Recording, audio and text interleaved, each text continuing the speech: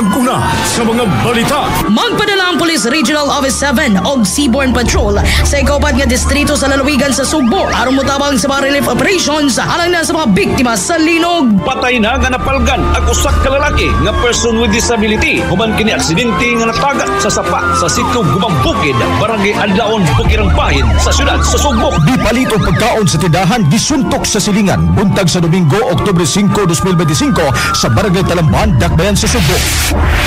Patas ang komentaryo. Tungod kay kita gihatagan og gahom nga diin mahatagan og pagtagad ang mga yangungo, mga reklamo ug mga problema nga diin nalambigit ang bagang duot sa katawhan. Makalingaw ang mga drama, programa ug musika. Wala lang kunta magkasugat pag-usap ang atong mga dan. Ug kinasing-kasing ang serbisyo publiko.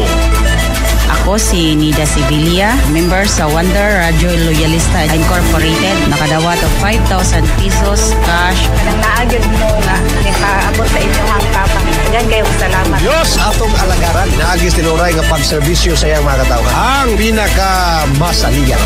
Broadcasting from the Queen City of the South, Cebu City. Kini ang pinakamasaligan 89.1 Wonder Radio.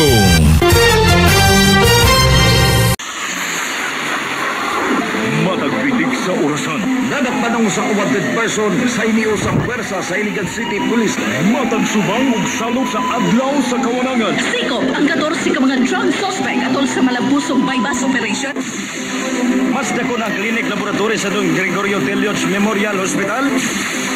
Ang Wonder Radio kadunay nag-uban og giunom sa katilingban. Ako nagpasalamat sa Wonder Radio Loyalista Incorporated nga nakadawat ni sa death assistance. Kamo ang among inspirasyon sa paghatag og makalingaw nga programa, drama ug musika. Ang mga tawag Minagtok na ako kung maingon ko rin. Pinubaran sa tiunay nga serbisyo publiko. Diyos, atong alagaran. Naagis tinuray nga pagservisyo sa iyang mga katawhan. Ang pinakamasaligan. Broadcasting from the industrial city of the South in the city of Majestic Waterfall.